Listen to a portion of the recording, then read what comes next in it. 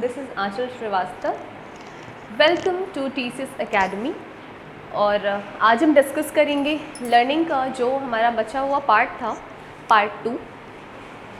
इसके पहले last lecture में आपको कुछ चीज़ें जो मैंने बताई थी, जिसमें लर्निंग की डेफिनेशन, कौन कौन से फैक्टर्स हैं जो कि लर्निंग को इन्फ्लुएंस करते हैं। उसके बाद मैंने पैवलव की बात की थी।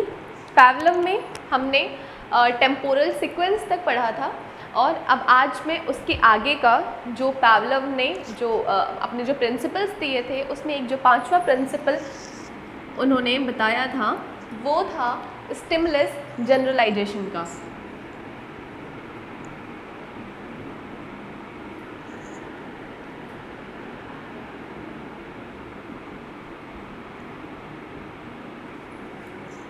स्टिमुलस जनरलाइजेशन में पैवलव ने ये कहा कि उनका जो एक्सपेरिमेंट था कुत्ते ने भोजन को देख करके सलाइवा सेक्रेट किया, यानी लार का स्राव किया।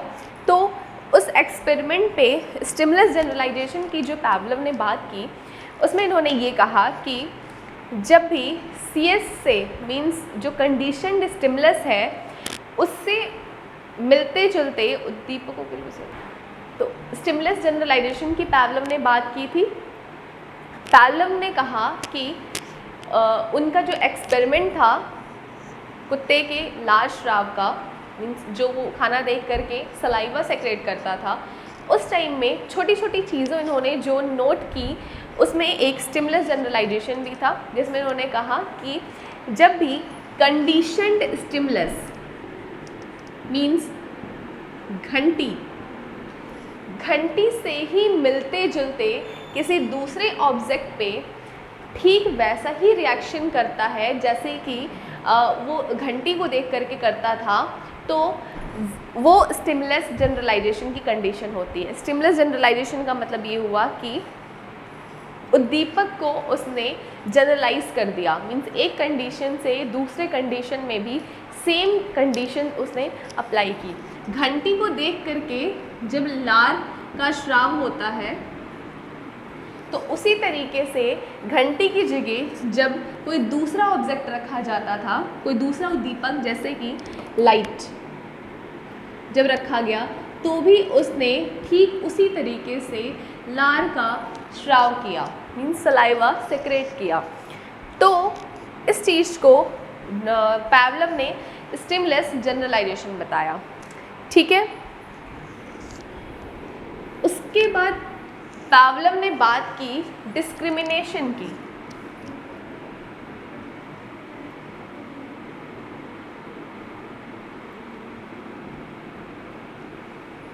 डिस्क्रिमिनेशन मीन्स जो दो उद्दीपकों में जो अलग करने की प्रवृत्ति थी, ठीक है, दो कंडीशन के बीच में जो डिस्क्रिमिनेट कर लेता था, वो दो कंडीशन के बीच में, वही डिस्क्रिमिनेशन था।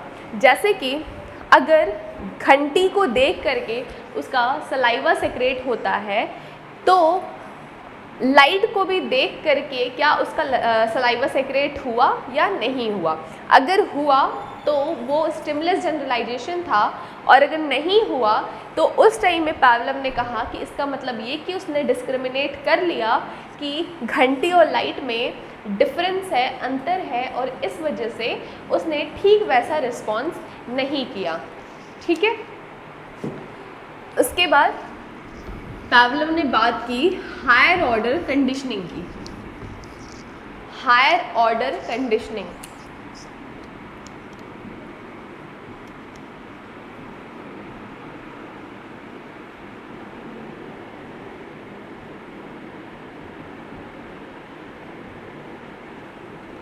हायर ऑर्डर कंडीशनिंग में मीन्स इसको कह सकते हैं उच्चतम अधिगम, कह सकते हैं कि यहाँ पे उन्होंने बताया, पैवलव ने बताया कि कुत्ता जब खाने को देख करके सलाइवा सेक्रेट करता था, खाने को देख करके जब वो लार का श्राव करता था, तो क्या ठीक उसी तरीके से जब वो घंटी की आवाज़ सुनता है तो क्या तब भी वो सलाइवा सेक्रेट करता है या नहीं? ठीक है, तो एक्सपेरिमेंट में जो कुत्ता था वो खाने को जिस तरीके से देख करके सलाइवा सेक्रेट किया, लार का स्राव किया, उसी तरीके से जब खाने के साथ उसे घंटी भी दी जाने लगी तो घंटी और खाने को उसने एसोसिएट कर लिया एक दूसरे से, और घंटी के बजने पर भी भले ही उसे खाना दिया जाए या ना दिया जाए, सिर्फ घंटी के बजने पे वो सलाइवा सेक्रेट करना शुरू कर देता है। और वही है हायर ऑर्डर कंडीशनिंग, मीन्स बहुत ही उच्च स्तर का जो अधिगम था कुत्ते का वो यही था। ठीक है, इसके बाद जो पावलव थे उन्होंने बताया स्पॉन्टेनियस रिकवरी के बारे में। स्पॉन्टेनियस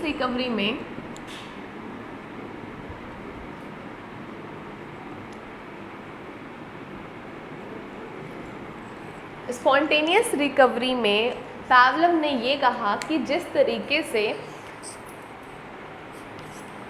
घंटी के बजाने पर भी उसने सलाइवा सेक्रेट नहीं किया, ठीक है, घंटी के बजाने पर भी अगर उसने सलाइवा सेक्रेट नहीं किया, लेकिन कुछ टाइम के बाद, कुछ समय के बाद जब घंटी बजाई गई तो उसने फिर से सलाइवा सेक्रेट किया, फिर से उसने लार का स्राव किया, और इसी को पावलव ने कहा कि एक स्पॉन्टेनियस रिकवरी हो गई। रिकवरी का मतलब कि जो चीज़ वो भूल चुका था, ठीक है, फिर से वो रिकवर होके फिर वो अनुक्रिया उसने करना शुरू कर दिया। लार क्या थी उसकी? एक तरीके की अनुक्रिया थी, और घंटी क्या था?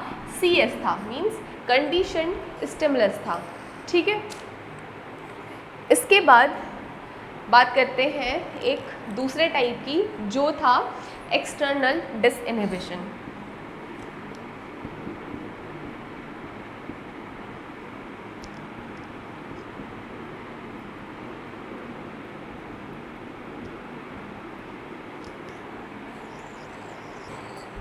एक्सटर्नल डिसइनहिबिशन में पावलव ने बताया कि जब घंटी के अलावा जब उसे बहुत तेज रोशनी दी जाती थी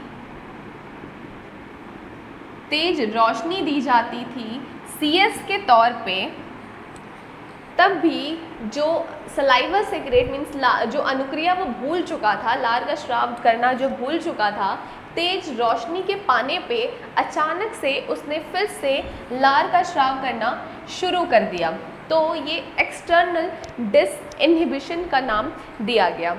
ठीक है,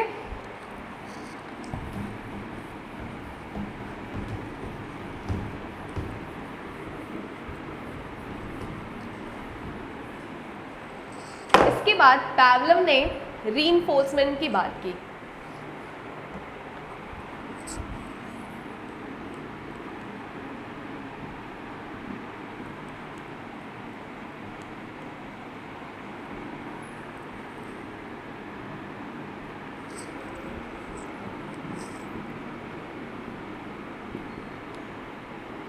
पुनर्बलन से कहते हैं। पावलव ने कहा कि जो पावलव की स्टडी में, उनके एक्सपेरिमेंट में जो रीइंफोर्समेंट का काम करता था वो भोजन था, मीन्स जो खाना था वो एक तरीके का रीइंफोर्समेंट था, मीन्स पुनर्बलन था, जिसको देख करके कुत्ता क्या करता था? अनुक्रिया करता था, और अनुक्रिया के रूप में वो क्या करता था? वो लार का स्राव करता था। तो ये हो गया रीइंफोर्समेंट। कुत्ते के लिए खाना जो था वो एक पुनर्बलन का काम करता था। ठीक है, उसके बाद पावलव ने बात की थी स्यूडो कंडीशनिंग की। स्यूडो कंडीशनिंग में पावलव ने ये कहा कि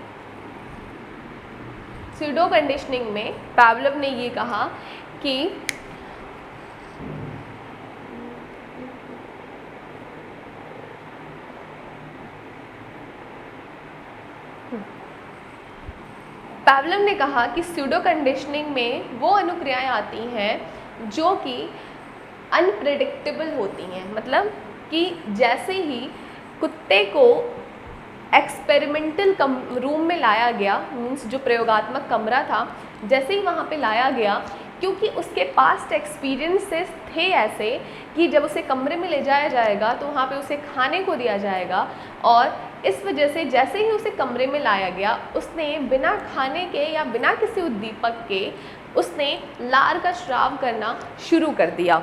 ठीक है, तो वो एक तरीके की फेक कंडीशनिंग थी। सूडो कंडीशनिंग को फेक कंडीशनिंग भी कहते हैं, कि उसे कुछ सिखाया नहीं गया, उसे कुछ रीइंफोर्समेंट नहीं दिया गया, कोई पुनर्बलन नहीं दिया गया, उसके बाद भी जो उसने अनुक्रिया की वो एक तरीके की सूडो कंडीशनिंग थी।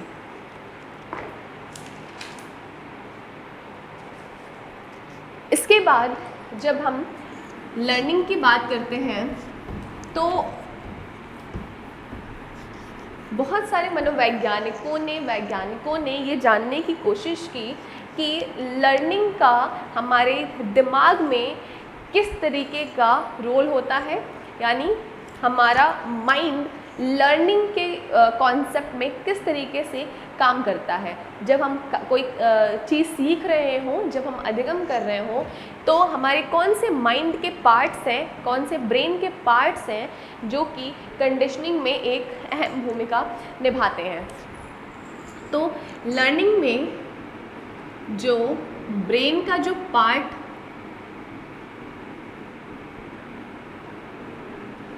जो महत्वपूर्ण है वो है सेरेबेलम।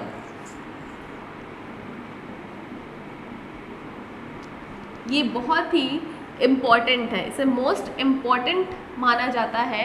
ये किसी भी कॉम्पिटिटिव एग्ज़ाम में ये आता है कि ब्रेन का कौन सा पार्ट है जो कि लर्निंग में बहुत ही ज़्यादा इम्पॉर्टेंट रोल प्ले करता है, तो ये होता है सेरेबेलम। उसके अलावा जो दूसरी चीज़ पूछी जाती है वो ये है कि क्या पावलोव की जो कंडीशनिंग थी, पावलोव की क्लासिकल कंडीशनिंग जो थी,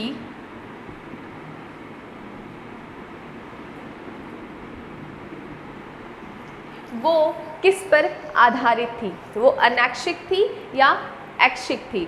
तो इस पे पावलोव ने अपने एक्सपेरिमेंट के बेसिस पे कहा कि जो क्लासिकल कंडीशनिंग है वो पूरी तरीके से अनैक्षिक है। मींस उसे सीखने के लिए अपनी इच्छा लगाने की ज़रूरत नहीं थी, उसका वो अनैक्षिक था, उसका जो अनुक्रिया था वो भी अनैक्षिक था। मींस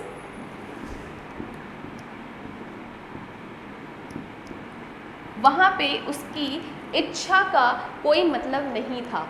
खाना देख करके कुत्ता जो सलाइवा सेक्रेट करता था वो उसके नियंत्रण में नहीं था, बल्कि वो एक बायोलॉजिकल फंक्शन है। खाने को देख करके लार का स्राव होना वो एक ग्रंथियों का एक सिस्टम है। तो इस वजह से क्लासिकल कंडीशनिंग को पूरी तरीके से अनैक्षिक माना गया। मीन्स जानबूझकर नहीं किया जाने वाला प्रक्रिया बताया गया। तो हमने पावलोव को पूरी तरीके से यहाँ पे पढ़ लिया।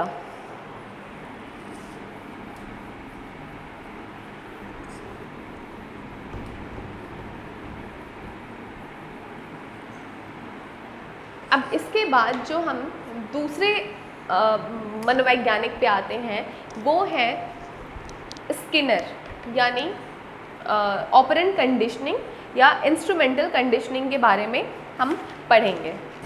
इंस्ट्रूमेंटल कंडीशनिंग या ऑपरेंट कंडीशनिंग या फिर स्किनर। ठीक है, हम स्किनर को शुरू करने से पहले उनका जो एक्सपेरिमेंट था उस पर हम एक नज़र डालते हैं। स्किनर ने क्या किया कि एक बॉक्स बनाया, उसमें चूहे को रखा और चूहे उस बॉक्स में एक लीवर था। जब भी चूहा वो लीवर दबाता था तो उसे खाने का कुछ ना कुछ मिल जाता था। तो जो चूहा था उसकी इस तरीके की कंडीशनिंग हो गई कि जब भी वो लीवर दबाएगा, लीवर को प्रेस करेगा, उसे कुछ ना कुछ खाने को मिल जाएगा, जो कि उसके लिए एक तरीके का रिवॉर्ड था या रीइंफोर्समेंट था या पुनर्बलन था। ठीक, तो स्किनर ने जो कुछ प्रिंसिपल्स अपने कंडीशनिंग की थ्योरी में जो उन्होंने बताए वो 8 भागों में उसे बांटा गया। इसके 8 पार्ट्स बांटे गए। पहला क्या था?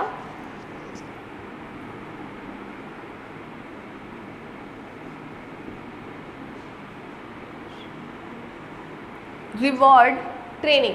रिवॉर्ड ट्रेनिंग में स्किनर ने ये कहा कि जो खास अनुक्रिया करने पे उसे जो खाने को मिल रहा है यही उसकी एक ट्रेनिंग है। मीन्स उसे रिवॉर्ड यानी पुनर्बलन दे करके उसकी जो ट्रेनिंग की जाती थी, उसे जो सिखाया जाता था लिवर को प्रेस करना, उसे ही स्किनर ने रिवॉर्ड ट्रेनिंग कहा। उसके बाद स्किनर ने एक दूसरा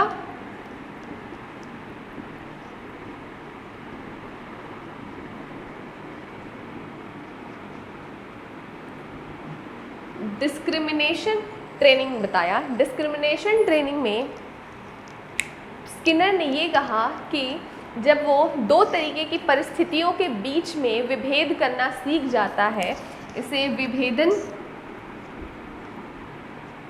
ट्रेनिंग भी कहते हैं। जब वो 2 तरीके की परिस्थितियों में विभेद करना जब वो सीख जाता है, डिस्क्रिमिनेट करना जब वो सीख जाता है, तो वो उसकी एक तरीके की डिस्क्रिमिनेशन ट्रेनिंग होती है। कैसे? जब चूहा लीवर दबाता था तो कितनी बार उसे रिवॉर्ड नहीं मिलता था, तो कहीं ना कहीं उसे ये भी समझ आ जाता था कि किसी कंडीशन में उसे खाने को मिलेगा और किसी कंडीशन में उसे खाने को नहीं मिलेगा। तो वो 2 तरीके की परिस्थितियों में वो विभेद करना भी सीख गया। उसके बाद जो तीसरी ट्रेनिंग थी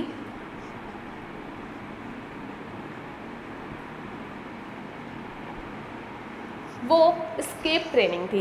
एस्केप का मतलब हुआ बचाव। जब स्किनर अपना एक्सपेरिमेंट कर रहे थे उस चूहे और उस बॉक्स पे, तो उस टाइम में उन्होंने कई जगह पे ऐसा सिस्टम बनाया था कि जब वो चूहा लीवर प्रेस करता था तो उस टाइम में उसे शॉक लगता था। तो एस्केप ट्रेनिंग में ये शॉक से बचना चूहे ने सीखा था, इस वजह से इसे एस्केप ट्रेनिंग कहते हैं।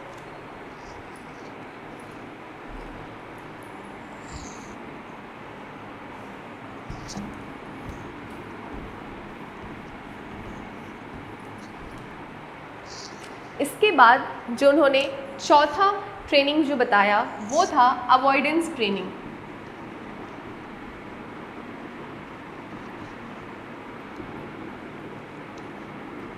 अवॉइडेंस ट्रेनिंग में स्किनर ने ये कहा कि जो जानवर है वो किसी परिस्थिति में अगर किसी तरीके की अनुक्रिया कर रहा है और दूसरी परिस्थिति में उसे बिजली का शॉक दिया जाए या उसे किसी तरीके की पनिशमेंट दिया जाए, तो वो पहले तो वो सीखता है किस तरीके से वहाँ से स्केप करना है, किस तरीके से भागना है।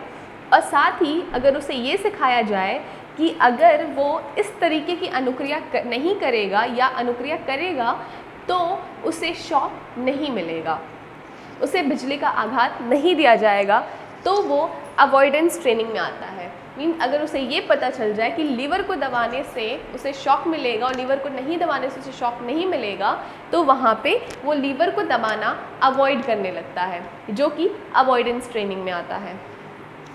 ठीक, उसके बाद 5वीं चीज़ जो आती है वो लर्न हेल्पलेसनेस की आती है। लर्न हेल्पलेसनेस का मतलब ये हुआ कि किसी भी व्यक्ति ने या किसी भी जानवर ने ये सीख लिया लर्न कर लिया कि वो मजबूर है किसी परिस्थिति में और अब वो इससे नहीं बच पाएगा, तो उससे बचने की कोशिश वो नहीं करता है। जैसे कि अगर कोई घोड़ा है तो उसे लगातार जब उसके अस्तबल में बांधा जाता है तो एक टाइम ऐसा भी आ सकता है कि उसका उसकी जो रस्सी है वो इतनी कमज़ोर हो कि वो तोड़ के उसको भाग सके, लेकिन वो हेल्पलेस हो चुका होता है। उसने ये चीज़ सीख लिया होता है कि वो ऐसा नहीं कर सकता क्योंकि उसने कई बार कोशिश की थी और ऐसा नहीं हुआ था, तो वो एक तरीके से वो हेल्पलेस हो जाता है और ये चीज़ उसकी कंडीशनिंग में आ गई होती है। तो जब उसकी रस्सी कमज़ोर भी होगी तो वो भी अपने लर्न हेल्पलेसनेस की वजह से वो उसे तोड़कर नहीं भाग सकेगा क्योंकि उसका अपने पे से विश्वास ख़त्म हो चुका होता है। ठीक, इसके बाद आता है पनिशमेंट ट्रेनिंग।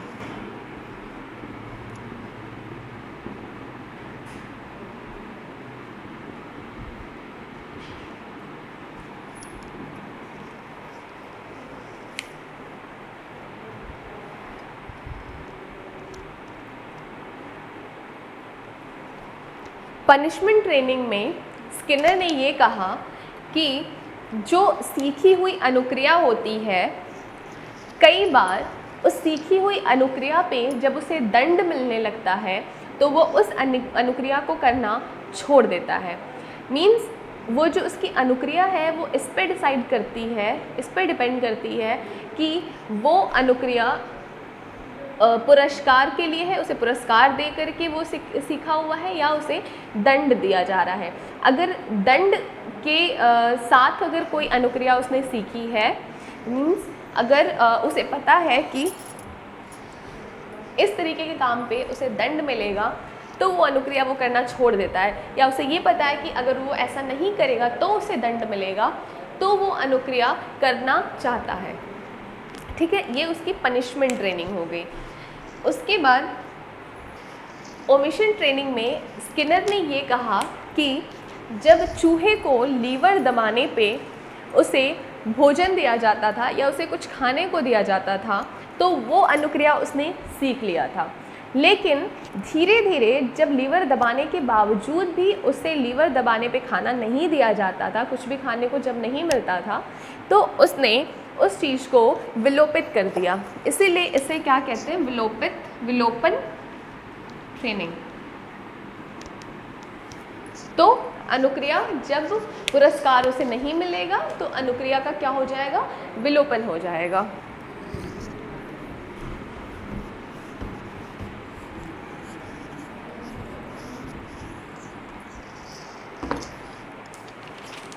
इसके बाद 8 पार्ट्स में से जो लास्ट हमारा 8वां है वो है डिस्क्रिमिनेटेड ओमिशन ट्रेनिंग।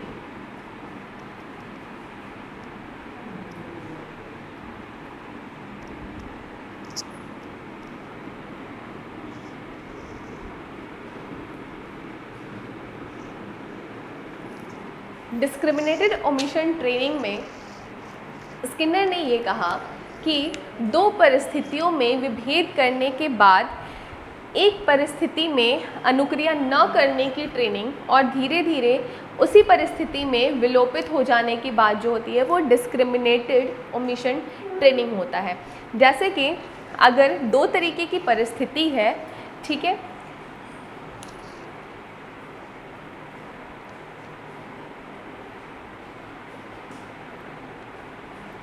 दो तरीके की परिस्थिति में सबसे पहले चूहे को डिस्क्रिमिनेट करना सिखाया जाए एक परिस्थिति से दूसरे परिस्थिति में। एक परिस्थिति में उसे खाने को मिलता है और दूसरी परिस्थिति में उसे खाने को नहीं मिलता है, तो यहाँ पे उसने सबसे पहले डिस्क्रिमिनेट करना सीखा। इसके बाद उसे ये चीज़ समझ आ गई कि यहाँ का लीवर प्रेस करने पे उसे खाने को मिलेगा, ये लीवर प्रेस करने पे उसे खाने को नहीं मिलेगा। तो धीरे धीरे ये लीवर प्रेस करने की जो प्रवृत्ति होती है वो विलोपित हो जाती है, मीन्स वो ओमिटिव हो जाती है।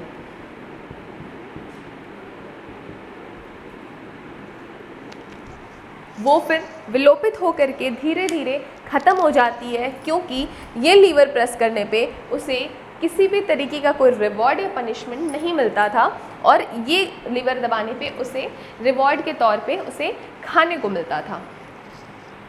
तो ये स्किनर का पूरा एक जो थ्योरी था वो हमने अभी कंप्लीट कर लिया। अब एक बहुत जो इम्पॉर्टेंट टॉपिक है वो पॉजिटिव और नेगेटिव रीइंफोर्समेंट का है। Positive and negative reinforcement. बहुत लोगों को पॉजिटिव और नेगेटिव रीइंफोर्समेंट और पॉजिटिव और नेगेटिव पनिशमेंट में कंफ्यूजन होती है। ये चीज़ काफ़ी लोगों को क्लियर नहीं होता है कि पॉजिटिव और नेगेटिव रीइंफोर्समेंट या पॉजिटिव और नेगेटिव पनिशमेंट में किस तरीके का डिफरेंस पाया जाता है। तो अभी हम ये डिस्कस करेंगे।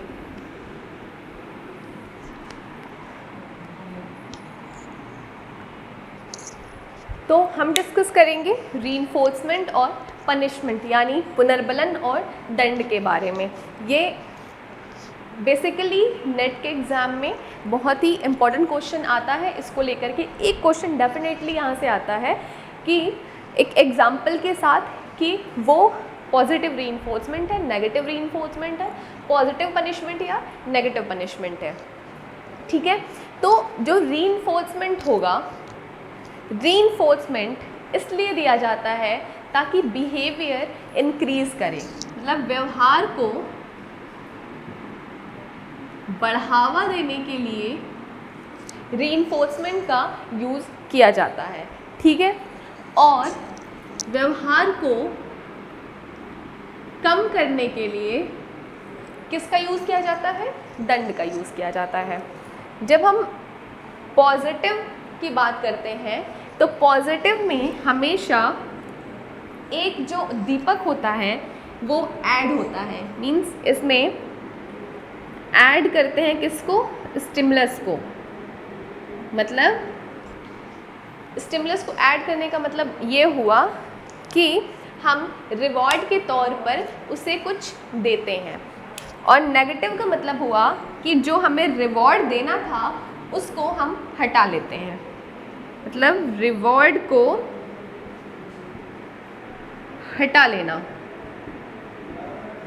ठीक है, अब ऐसे समझते हैं कि जब पॉजिटिव रीइंफोर्समेंट की बात करते हैं, ठीक है, तो पॉजिटिव रीइंफोर्समेंट में हम किसी तरीके का प्लीजेंट जो रीइंफोर्समेंट है, कोई प्लीजेंट जैसे पुरस्कार बोल सकते हैं, वो ऐड करते हैं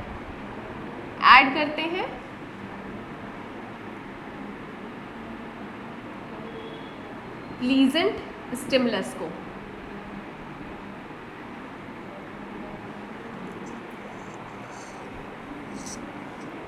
ठीक है, हम एक प्लीजेंट स्टिमुलस को ऐड करते हैं। और पॉजिटिव जब पनिशमेंट की बात करते हैं तो यहाँ पे हम ऐड करते हैं कोई ना चाहने वाली चीज़ को।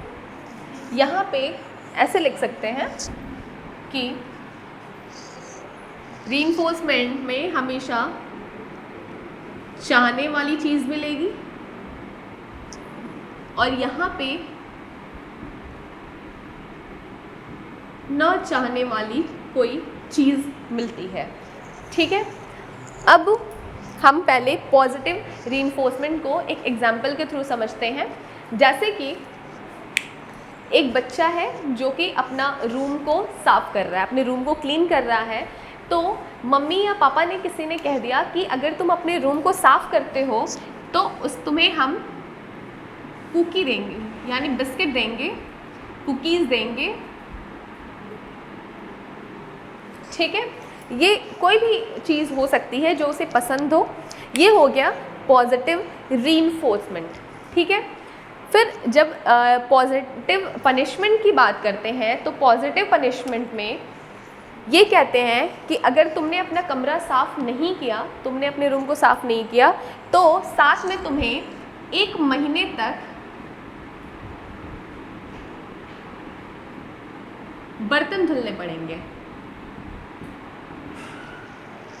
तो पॉजिटिव जो रीइंफोर्समेंट होगा वो हमेशा कोई चाहने वाली चीज़ होगी जो हम पसंद करते हैं, और पॉजिटिव पनिशमेंट जो होगा वो न चाहने वाली कोई चीज़ होगी। वहाँ पे हमने क्या किया, न चाहने वाली चीज़ को ऐड कर दिया।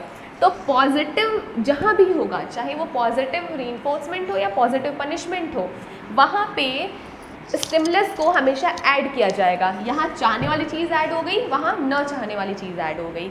ठीक है, अब जब नेगेटिव रीइंफोर्समेंट की बात करते हैं तो नेगेटिव में इसने ये कहा कि रिवॉर्ड को हटा लेना। मीन्स अगर नेगेटिव रीइंफोर्समेंट है तो बच्चे से कहा गया कि अगर तुमने अपना कमरा साफ कर लिया तो तुम्हें जो 1 महीने तक बर्तन धुलने का जो पनिशमेंट मिला है वो हटा लिया जाएगा। तो क्या हुआ, हटाया गया, स्टिमुलस को हटाया गया। कोई भी ऑब्जेक्ट था उसको हटा लिया गया।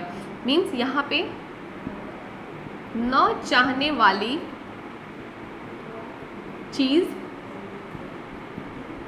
हटा ली गई। ठीक है, और उसी तरीके से जब नेगेटिव पनिशमेंट की बात करते हैं तो वहाँ पे उसे जो सबसे ज़्यादा प्रिय जो चीज़ थी, अगर उसे कुकीज़ बहुत ज़्यादा प्रिय थी तो वो चीज़ वहाँ से हटा लिया गया कि अगर उसने अपना रूम साफ़ नहीं किया तो उसे जो बिस्किट मिलने वाला था वो उसे अब नहीं दिया जाएगा, वो चीज़ उससे ले ली गई।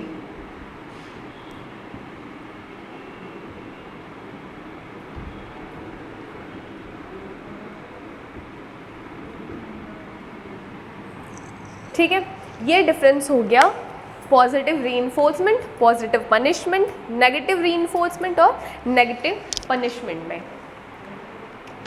तो हमने लर्निंग को यहाँ पे देखा दूसरे पार्ट में, जो कि हमने पावलोव का बचा हुआ पार्ट कंप्लीट किया, स्किनर को पढ़ा और स्किनर के बेसिस पे हमने रीइंफोर्समेंट और पनिशमेंट को पढ़ा। एक बार और रिपीट कर देते हैं कि पॉजिटिव रीइंफोर्समेंट में हमेशा चाहने वाली चीज़ ऐड होती है, पॉजिटिव पनिशमेंट में न चाहने वाली चीज़ ऐड होती है, नेगेटिव रीइंफोर्समेंट में जो न चाहने वाली चीज़ थी जैसे कि बर्तन धुलना वो वहाँ से हटा लिया जाता है रीइंफोर्समेंट के तौर पे, और नेगेटिव पनिशमेंट में जो ज़्यादा प्रिय चीज़ थी उसको हटा लिया जाता है पनिशमेंट के तौर पे। ठीक है, और बाकी जो हमारी लर्निंग के थ्योरीज़ हैं वो हम नेक्स्ट पार्ट में कवर करेंगे। और क्या चैनल को सब्सक्राइब करिए, ऐसा भी कुछ है नहीं है ना? ठीक है, thank you so much. TCS academy के साथ बने रहिए और सारी वीडियोस आपको उस पर मिल जाएंगी। Thank you so much.